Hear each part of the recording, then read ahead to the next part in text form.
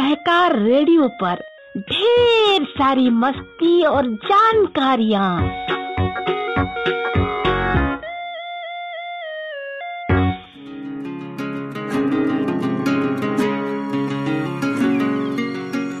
Hello बच्चों, सहकार radio के कार्यक्रम बाल चौपाल में आज आपके साथ मैं हूँ आपकी तनुजा दीदी। आज मैं आपको सुनाऊंगी एक कहानी जिसका नाम है तरकीब खेल की। इस कहानी को लिखा है पवन चौहान जी ने और जिसे हमने लिया है अनुराग ट्रस्ट की त्रैमासिक पत्रिका कोपल से।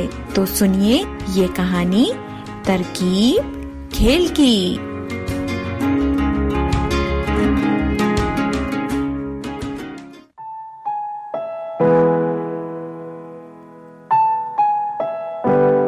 पारुल को बहुत बुरा लग रहा था। अध्यापिका ने आज फिर से पूरी कक्षा के सामने शिवांगी के ना पढ़ने की बात कही थी। शिवांगी उसकी छोटी बहन थी जो पहली कक्षा में पढ़ती थी, जबकि पारुल 5वीं में थी। शिवांगी पढ़ने में कमजोर थी। वह सिर्फ टीवी पर कार्टून देखती और खेलती, परंतु उसे कुछ भी लिखने और किसी भी विषय को याद करने में जरा भी दिलचस्पी नहीं थी।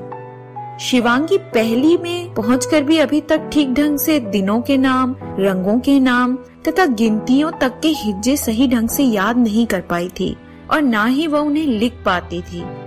बाकी और कहने को बचा ही क्या। इसके चलते प्रधानाचार्य के सामने कई बार पारुल के माता पिता को हाजिरी लगानी पड़ी। अध्यापकों ने बताया कि यह कक्षा में ठीक से बैठती ही नहीं है। जब अध्यापक पढ़ा रहे होते हैं तो इसका ध्यान कक्षा में जरा भी नहीं होता है। माता पिता ने भी यही सब कहा। यह बहुत ही लापरवाह है। पढ़ने के लिए कहने पर कहती है मैं बाद में पढ़ लूंगी, लेकिन यह अपनी गुड़िया और खिलौनों के संग हमेशा ही खेल में लगी रहती है या फिर टीवी के सामने बैठ जाती है। अब इसे डांटे या मारे भी तो कितना। आपको और हमें मिलकर ही इसका कोई हल निकालना पड़ेगा। जरूर जरूर, सभी अध्यापकों ने एक साथ कहा। लेकिन आज जब ये अध्यापिका ने शिवांगी के ना पढ़ने की बात की थी, तब से ही पारुल का मन उथल पुथल कर रहा था।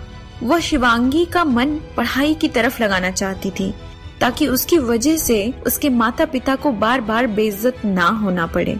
इसके लिए उसके मन में एक तरकीब आई। उस पर उसने तुरंत ही काम शुरू कर दिया था। शाम को पारुल की दोनों सहेलियां पूनम और रश्मि उसके घर आई हुई थीं।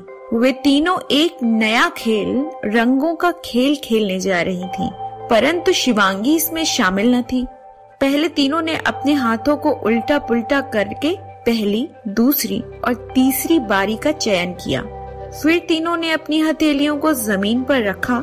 पहली बारी पूनम की थी। उसने अपनी एक हथेली को रखा और कहने लगी, रंगों से भरी बाल्टी, रंगों से भरी बाल्टी, बोलो कौन सा रंग चाहिए। पारुल बोली रेड। नीचे रखे हाथों की अलग अलग उंगलियों पर अपनी उंगली से अंग्रेजी में RED के एक एक अक्षर को कहते हुए बारी बारी सबकी उंगलियां छूने लगी। पारुल को तीसरी उंगली पर D अक्षर आया तो वह रुक गई और D वाली उंगली को उसने मोड़ दिया। अब अगली बार उस मुड़ी उंगली को नहीं छुआ जाना चाहिए था। शिवांगी उनसे इस खेल को बहुत ही ध्यान से देख रही थी। यही तो पारुल भी चाहती थी। उसके बाद येलो रंग मांगा गया। इस बार उसका अंतिम अक्षर W रश्मि की उंगली पर आया तो रश्मि ने अपनी उस उंगली को मोड़ दिया।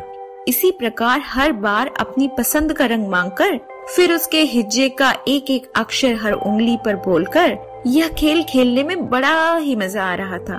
यदि कहीं कोई हिज्जे सही नहीं बोल पाता तो वो दूसरी बार नहीं खेल पाता। यह खेल बहुत ही मजेदार था।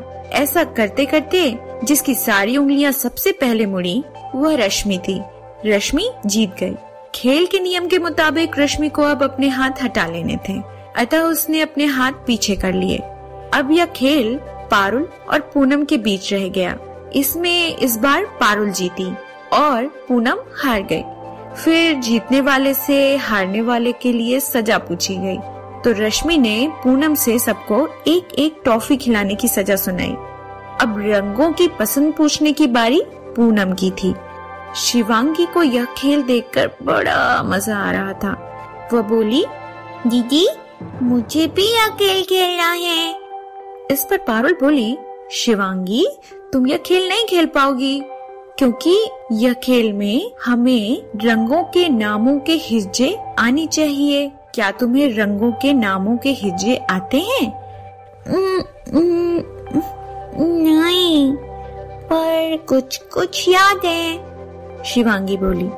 कुछ कुछ से काम नहीं चलेगा। बिना हिज्जे के यह खेल तुम कैसे खेल सकती हो? यही तो मुख्य है इसमें, पूनम बोली। यदि मैं सारे रंगों के हिज्जे याद कर लूं तो क्या मैं खेल सकती हूँ? शिवांगी ने बड़ी ही मासूमियत से पूछा। बिल्कुल, तब तुम जरूर खेल सकती हो, रश्मि ने कहा। यह सुनकर शिवांगी बहुत खुश हो गई और फटाफट स्कूल बैग से अपनी अंग्रेजी की कॉपी निकालकर रंगों के नाम याद करने लग गई। दूसरे दिन तीनों सहेलियां फिर एक साथ थीं। शिवांगी भी उनके पास पहुंच गई और बोली, दीदी आज मैंने सभी रंगों के हिज्जे याद कर लिए हैं। आप चाहे तो मुझसे सुन लें। आज मैं आपके साथ खेलना चाहती हूँ। इस पर पारुल बोली, लेकिन शिवांगी आज तो हम सप्ताह के नामों के साथ खेलने वाले हैं। हर दिन हम अलग अलग विषय को लेकर खेलते हैं। क्या तुम्हें अंग्रेजी में सप्ताह के नामों की स्पेलिंग पता है? नहीं, मैं उन्हें बीच बीच में भूल जाती हूँ, शिवांगी ने बड़ा उदास होते हुए कहा।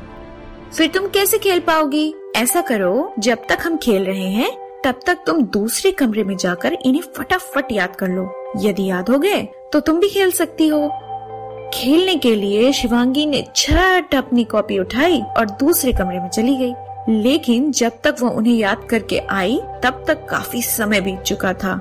अब तक खेल समाप्त हो चुका था। यह सब देखकर शिवांगी बहुत उदास हो गई। वह आज भी खेल नहीं पाई थी। जब रश्मि और पूनम घर जाने लग गईं, तो पूनम ने शिवांगी से कहा, शिवांगी कल हम गणित के 1 से लेकर 20 तक की गिनती का अंग्रेजी में हिज्जे का खेल खेलेंगे।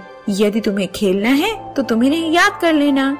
यह सुनने की देरी थी कि शिवांगी झटपट गणित की कॉपी उठाकर याद करने लग गई। खेल खेल में शिवांगी ने सब याद कर लिया। यही नहीं, उसने इस चिंता में 30 तक की गिनती याद कर ली ताकि कल खेल में कोई कमी न रह जाए। आज शिवांगी भी पूरे आत्मविश्वास के साथ उनके साथ बराबर से खेल रही थी। आज टीम में 4 खिलाड़ी थे। खेल का मजा भी खूब आ रहा था। शिवांगी ने यह बदलाव देखकर पारुल मन ही मन बहुत खुश हो रही थी। उसकी योजना ने असर दिखाना शुरू कर दिया था। आज के इस खेल में शिवांगी की जीत हुई। शिवांगी आज बड़ी खुश थी। पारुल भी बहुत खुश थी। आज अध्यापिका कक्षा में बता रही थी, शिवांगी अब मन लगा के पढ़ने लग गई है। जब खेल खत्म हुआ तो शिवांगी बोली, दीदी कल मुझे क्या याद करना होगा? कल हम इस खेल को 12 महीनों के नाम के साथ खेलेंगे, पूनम बोली। ठीक है दीदी, मैं कल के लिए तैयार रहूंगी। यह कहकर शिवांगी अपने बस्ते से अंग्रेजी की कॉपी निकालने लग गई। पारुल योजना में साथ देने के लिए अपनी दोनों सहेलियों को मन ही मन धन्यवाद दे रही थी।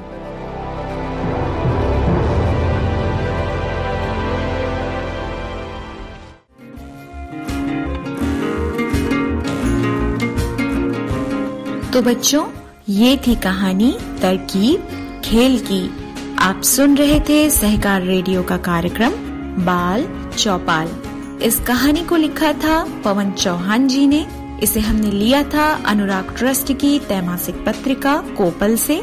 आपको ये कहानी कैसी लगी? कमेंट बॉक्स में लिखकर हमें जरूर बताइएगा। अगर आप ये कार्यक्रम पहली बार सुन रहे हैं और हमसे जुड़ना चाहते हैं तो व्हाट्सएप ग्रुप से जुड़ने के लिए 9617226783 पर अपना नाम और जिला लिखकर भेजें। फेसबुक से जुड़ने के लिए पेज लाइक करें, या फिर अगर आप हमसे यूट्यूब से जुड़ना चाहते हैं तो हमारा चैनल सब्सक्राइब करें। सभी लिंक डिस्क्रिप्शन में दी गई हैं। तो आज के लिए बस इतना ही। अगले हफ्ते ऐसे ही किसी और कार्यक्रम के साथ फिर मिलेंगे। तब तक के लिए दीजिए इजाजत मुझे यानी अपनी तनुजा दीदी को। बाय बच्चों।